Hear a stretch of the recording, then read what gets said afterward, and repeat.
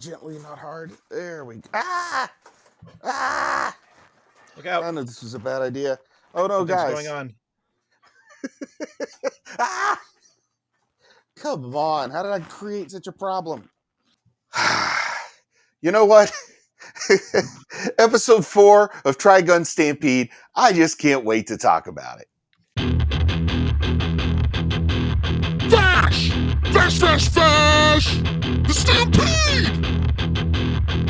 Okay, guys. So we're back here again, and we're going to talk about where we picked up from what, I think we all agreed with the rest of the internet that episode 3 was like this beautiful cinematic masterpiece. But then we pick up where I think it's really, really, really feeding us some nice old familiar nostalgia berries to go along with sort of the newer cinematic stuff that we had before.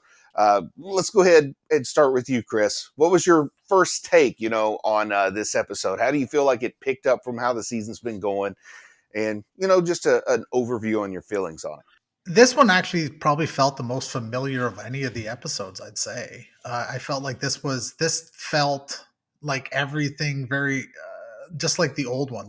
This is the first one I really was like, okay, like I felt it's what I used to watch. Obviously, we know the, obviously the graphics are different, right? The animation's different. I mean, all that stuff, but it felt in tone and pacing and just everything about it felt like classic Trigun. So and I mean the anime, obviously the previous anime. So it was like, it was good. And it was a very good episode. It brought back a couple characters that, people have been looking for, right? At least one for sure. Yes. And, it really felt like Trigun. Whereas the third episode was just amazing. Like there was just everything about it was fantastic, but it still felt a little different. Whereas this one felt like the old one, at least to me. And, Wolfwood is the face that's familiar to people who've watched it before. But of course, they introduce him as Wolfwood here too, so that's not any sort of spoiler. But what do you say there, Matthew, about the balance of nostalgia and new stuff on this one, especially compared to that last one? Yeah, really good. I like, as far as I'm concerned, you can't really intro Wolfwood any other way than the way they did. Him wandering through the desert, looking like he's about to die, getting picked up and rescued, and of course, eventually proving that he's tougher than you would think.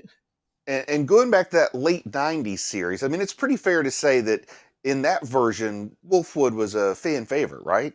In every version, he is. Yeah. Except I think he has the potential to maybe have a bigger role here in the new one. But I don't want to get too far ahead here in the review. But here's something else too, just to kind of get us moving along in the direction of the episode. But you talk about Wolfwood wandering around in the desert, carrying a gigantic cross. So the guy carries a cross. He claims to be an undertaker in this incarnation, but he dresses like a priest. So does that mean Christianity exists in this world of Vash Trigun Stampede? Yeah. Chris? Yeah. Okay, because I'm just curious about that. I never really thought that much about it when I watched the old 90s one. I don't really have anything more to add to that. If I may quote from the original anime version, Ride the Blade, when he says, "Is this some sort of twisted Christian Science?" Well, I did read in Wikipedia, so, take it for what it's worth, but it did say that Naitao was one of the, I guess you would say one of the few successful Christian mangaka, because, Christianity not the dominant religion in Japan like it is in, where we live. Mm-hmm. Buddhism and Shinto. Like I said, Vash is Gunslinger Jesus. Definitely. Now, we do get a full-on Dune sandworm here because, I've been talking about sometimes I feel Mad Max, sometimes I feel Tatooine, sometimes I feel Old West, but we got a full-on Dune sandworm moment here, didn't we? Must be Saturn. And I don't know if you guys are fans of the Dune sandworms, but as I was watching that, I started to think a little bit because, I watched this more than once and I'm mixing my Dune and my kind of Western theme together and it clicked. maybe this is Tremors. Maybe these are Graboids. Because that's when you mix your Dune with your Old West. So to you guys, do you think the worms here in Trigun Stampede, do you think they're more like Dune sandworms or Tremors Graboids? Well, if Michael Gross shows up in the next episode, then we know that they're graboids. I mean, it's guaranteed. Like if he just shows up, you know they're graboids. Definitely graboids. The mouth is very similar, and the things they do is very similar. Yeah, I think there's more of a Tremors influence than there is a Dune or anything. Hasn't else. Michael Gross been in like 400 Tremors movies or I something think like he's been in that? every single one. I think Michael Gross has been in every single one. But still, my go-to star for Tremors is always going to be Reba McEntire. So I was surprised you went with Michael Gross, but he is the one who kept the franchise alive. It wasn't Kevin Bacon or Reba McEntire. It's firmly Mr. Keaton keeping that one going. Now, does Wolfwood joining the show mean that, I've been kind of teasing, like, when is Millie going to get here? But with Wolfwood showing up, does that mean Millie can't be too far behind? Not necessarily, but it could. My theory is that at the end of this season, this tour, if we get more than one, Meryl's going to prove herself as a reporter with the vast story, and then at the end they're going to say, "Hey, we're going to give you a partner." And then they introduce Millie, perhaps. Oh, if I could go ahead and sort of do my own fan fiction, throwing that in there, I think Roberto De Niro also dies in a heroic sacrifice, so we're going to miss him. Like maybe they do win us over. He dies. We're going to miss him. And then Millie shows up to kind of give us that little burst of joy to offset the pain we have from losing a character. Could be. But you know what? The whole for classic Trigun fans, if Roberto De Niro dies and Millie shows up in his place, is it going to be sadness or is it going to be celebration? I don't know. I just hope her name is finally dead. He's finally dead, and here's Millie. Yay, we finally got Millie. Yeah, we're going to find out her name's actually Millie Pacino. They're going to give her a last name she didn't have. Millie Pacino. We lose Roberto De Niro, we get Millie Pacino. You better watch out, or we'll send. I don't know. We'll send Vash. I don't know, Nicholas to see him. Yeah, I was going to say, kind of work Joe Pesci in there somewhere, right? So does this version of Wolfwood give either of you a Jesse Custer vibe? I'll start with you, Chris. I mean, desert preacher. Yeah, I mean, whether or not he's really a preacher, although he did do his best to, perform a funeral, which he wasn't very good at and couldn't remember the words. So I think Jesse would be able to do a better job at performing the last rites. That said, yeah, I mean, it has a little bit. I mean, he was mostly in black, right? And, which is Jesse was always in black and Preacher. So, yeah, I mean, there was a little bit of that feel, but Jesse never carried a massive cross gun to blow bugs out of the sky. I mean, that's not a Jesse thing. So I don't know that. I think maybe the dress and the fact that they can quote some scripture is probably where it ends. I don't know. What do you say, Matthew? Did you get any Jesse Custer vibe from Wolfwood here? I have very little experience with Preacher, so I'm not really in a good place to say.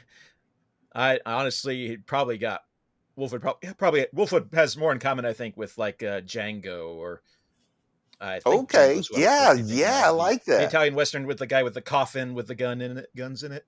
Yes, I like that. That's actually a pretty good comparison. Or even Nosferatu carried his own coffin around, I think, in one of the versions. So yeah, that's a weird turn. Okay, guys. So here's the question. I'm jumping all over here in my notes this week. I was watching this, just kind of oh my goodness, I can't believe this. I can't believe that. Random thoughts popping into my head. And this popped into my head because the actor who portrayed Domino in the Deadpool movies, Zazie Beetz. Yep. Was Zazie Beetz named after Zazie the Beast? Or is it the other way around, or is it just a coincidence? What do you think, Matthew? I'm going to assume she was born before the character was created. She's not that old, man. She might be exactly the same age. I don't know. I think maybe an infant Zazie Beast was the inspiration for Zazie the Beast. I think somebody saw this infant called Zazie Beetz and went, "Oh, I've got the perfect name for a for a villain in this Japanese manga I'm writing. I would love to find out that her actual real name is like Susan Jones, and she was a huge Trigun fan, so she changed her name when she got famous to Zazie Beetz. That would be an interesting character to latch onto, but hey, I'm not going to say it can't happen. Oh boy, I don't know why that happened, but I was like thinking about it when I saw Zazie the Beast showing up. Now I'm starting to think after watching this episode that maybe Knives doesn't really care about his brother. Yeah. He cares. I feel like he cares more about what they're trying to do than his brother. So if his brother if his brother gets in the way of the final goal, that's the way they're playing it, right? Like if his brother gets in the way and tries to stop him, because if you think like, Vash was trying to stop things, but like he wasn't like, he had the gun to Knives' like head, and he just stood there and he was like, I'm not like he couldn't pull the trigger against his brother, basically, right? Like, and so I think Knives knows that. So it's like if he does too much to get in the way to stop them from their goal, then it's something they'll have to deal with. But if he can avoid it, he probably would, right? But it's like if he can't, there's only one thing to do. Their goal is the most important, and he'll have to do it. I mean, that's the way I read it. It's kind of Darth Vader, Luke. I want you to join me, but I'll kill you if I have to. We have a little bit of a different take on Zazie here, combined to like the '90s anime that we liked so much before we saw this one. So, do you think? And I guess this is more for you, Matthew. Do you think that this version is closer to the manga? Much, as far as I can tell.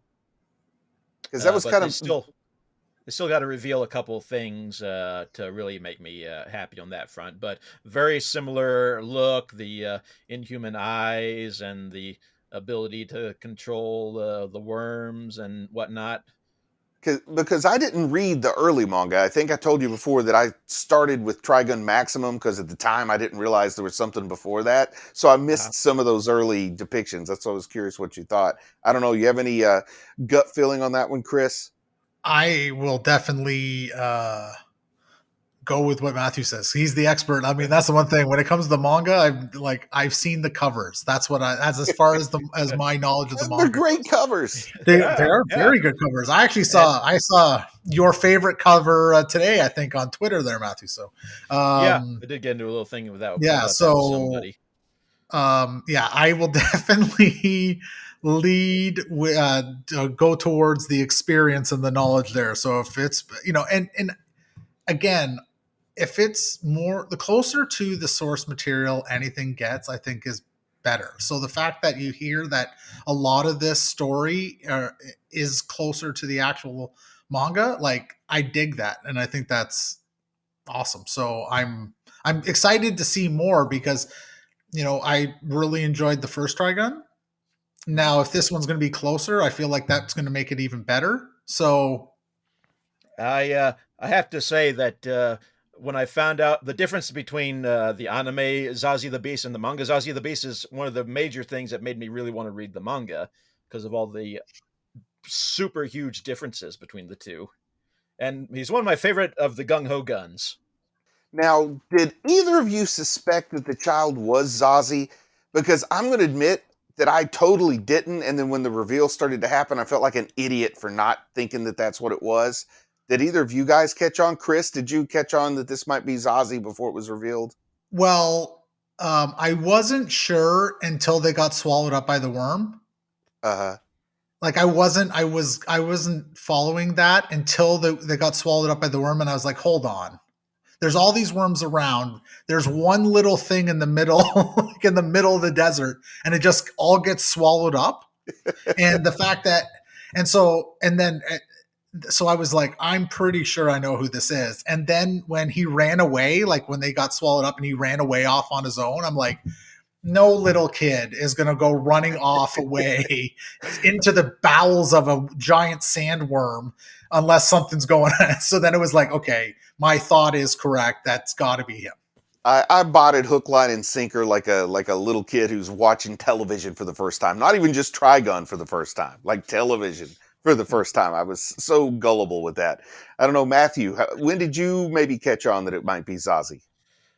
Well, I'll tell you, as what he was hiding in a locker. As soon as they Yes. opened that locker and I saw the kid, and we saw the kid, I said out loud, "Hi, Zazie." Oh boy! And then you know when they started to finally get the reveal and the hat comes off, I was like, "Ah, what an idiot!" No, of course that kid's going to be wearing a hat so we can't see the headgear or whatever. But it was a really cool interpretation, though, too, of the character. The way that Zazie sort of leaned back and the worm wrapped its wings around Zazie's face like a Yeah, face mask and kind of flew off backwards. That was I some love beautiful that. imagery there. It's great. Now, Trigun Maximum ran until 2007. So there should be plenty of new storylines for this anime. You know, we kind of talked about this before, and I asked in that first episode when we were reviewing, like, why would Trigun need sort of the Brotherhood treatment like we got with Full Metal Alchemist? But then I saw how much manga there was after the anime. So do you think they'll try to compress the story that's been told already sort of very tightly in the beginning, sort of the way Full Metal Alchemist Brotherhood did, so they can concentrate more on what I'll call, Matthew, you'll know what I'm talking about. I'm not sure about you, Chris, but let's say the darkening of Vash's hair, that era that I'm familiar with from the manga. What do you guys think? What do you think, Matthew? It was a rambling question, but make of it I, what you will. there are plenty of signs that it's going to be a one core thing, but I do have my doubts about that because there's a lot of the manga that they could adapt, even with the pace they've kept so far. I mean, I'm not a fan of like condensing stuff to 12 episodes just to condense it to 12 episodes to fit the season. You know, the new anime seasons that we run with now. So, I mean, which means, well, not going to have, although because very few anime will ever do like 26 episodes anymore in a season. Although it does happen, of course, but I think we're probably looking at like 11, 12 episodes. Take 3 months off, come back again in the a season down the road, and have a second course. And depending on how far they get down the road on that, then I mean, heck, you never know. We could have. I mean, we could be doing Attack on Titan 10 years from now, and we'd be on season one, course 362. Like, I don't know. But I'm assuming that we're probably going to do the 12, take a break, second course of season one, and then it would depend on the progress based It, on how because far into the mangas they are, right? I'm picturing Trigun Stampede as a show that would have multiple seasons, and I'm picturing they might want to compress maybe in that first course just to kind of cover what was covered in the previous 26 episodes. So they wouldn't be compressing that much, but instead of episode per episode remake, let's get to the point in the story where we can bring those stories that never got to be told into the world. Is kind of I guess what I'm picturing. I don't know, Yeah. Matthew. Do you have you said you think it feels like there's some signs pointing to it being a one course outing? I'm hoping not, but a lot of people are saying that. And they could, like, most of the first half of the original series you could just do away with because it had no bearing on it. And this Yes, is going yes. a lot more. The pace of this show is much more manga like. Of course, I have no idea how Naito saw the anime and decided to speed things up or not. I have no idea about that. But yeah, yeah. I mean, if they do more seasons, we're gonna have at least one full season that's just like one long fight. Well, that's why I thought maybe they just try to get us to quickly to where the first season ended, more or less, and then we could move on. That was just sort of a thought, a Well, I theory mean, I had. how far? I'm trying to think Well, how many episodes into the original did we actually really get knives? Like knives in the present, not knives on the seed ship. I don't Like, I don't even ep- think we saw Vash be Vash. You know what I mean by that? I don't think we saw yeah, Vash actually become Vash until like the episode 4 or 5 when he actually shows what he's capable of. Yeah, Knives didn't fully show up in the original anime until episode 23, I think. Yeah, like it was way into it, right? Yeah. And then it accelerates quickly from that point to the end. Yeah. It's like, again, just like in the Trigun manga, you get to him pretty quick, much faster than the original anime did. Yes, Of course, that's to be expected because they had to make a series out of what they had available at the time. Now, Matthew, you've used the phrase gung ho guns a couple of times, but I don't think we've actually heard anyone use the phrase gung ho guns in the anime yet, have we? We have not, and I will be sad if they don't use it because it is my number one favorite name for a gang of killers. It's a good gang of killers names. I don't know, Chris, do you think we'll get gung ho guns, or do you think they're going to try to paint this as a little bit less fun and a little more serious this time around? Well, I mean, they did have a bit, like they did have some funny elements, which was nice to see in this episode. Like, when when he gets hit by the car and he's like basically like like totally like cartoon anime, like that, and he's laying there and he's like half dead, and the next thing you know, he's like, he just pops up and he's like, oh, he's complete, like, so there was some of that comedic element, that was nice to see. So having a little bit of silliness is, I mean, I'm just a big believer that you can't always be like too serious. Like, and we've talked about this in Chubby Wizard plenty of times. Like, I don't want to just sit there and just be like, like my entertainment, I want it to have some fun. Like, I don't want to be like, this is serious and serious, like all the time. We have to, like, I don't like that. So I hope we get some gung ho guns. I mean, it's fun just to say it. Gung ho guns. Like, Yeah.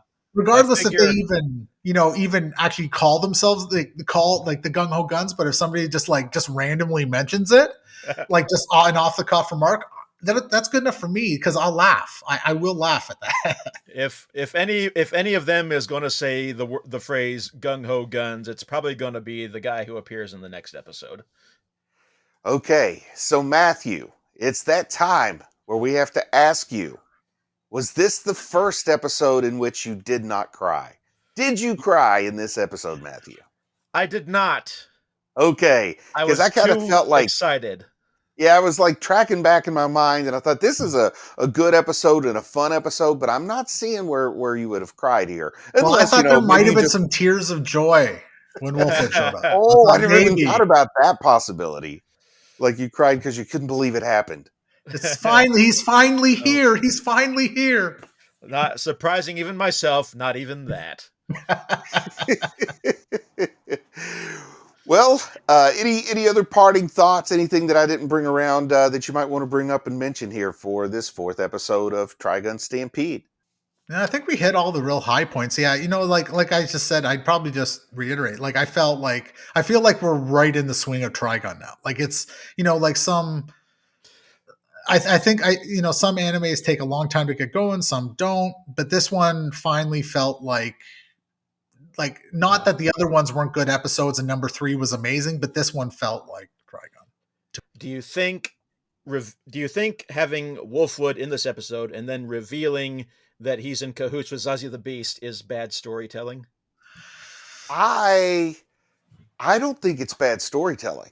I feel like I would. I got into a debate with somebody in the forums today about whether or not it was bad storytelling to do that. Now, I don't know if it. Now, there are ways it could turn out which might make it bad storytelling, but I'm giving the story the benefit of the doubt here, and I think that not everything we saw there is going to be at face value, which is why it's not poor storytelling, because we're going to find out, oh, that meant something, but it didn't mean what we thought it meant. I'm giving them the benefit of the doubt that it's going to be more than what it seems on the surface. Yeah, what I would say to that is I feel like I feel like if they would have waited another episode or another, like just build up him as this, as really part of the team, and then have this like just brief encounter where you find it out, where you've built him up over a couple episodes, where you, especially for people that are new, that they think, oh, this guy's a pure at heart, like, everything's good because of especially what Vash says about him. And then you find, and then you feel like, there's betrayal there. You build that up for a couple episodes. I think it would make that feeling of, it's not, everything's not as it seems, would play it up a little bit more. I don't think it's necessarily bad storytelling. I just feel like that, like if they would have built up his character and let the people get to know him a little bit more, and play up that kind of heroic side a little more, that little moment would have a lot more effect. Yeah, I'm probably I'm sure more than a lot of people I'm used to that the pacing we've got here, because it's very manga like. We introduce Wolfwood, then we find out pretty quickly that he's working for the other team. Or, I don't want to get too deep into spoiler territory. I'll just leave it at this. Is he a butterfly or a spider? We'll just have to wait and find out on that one. So that's a good one, yes. And, with that, I'm just going to say that I'm proud of you for watching anime, and we'll talk to you again soon. Zazie is definitely a spider. I just want to say a big thank you to everyone who supports the channel on Patreon. It really means a lot to me. If you might be interested in Patreon perks like early access to videos, uncut reaction videos, ad-free videos, and the opportunity to vote on which anime will be covered in the future, then click on the link in the video description. Thank you.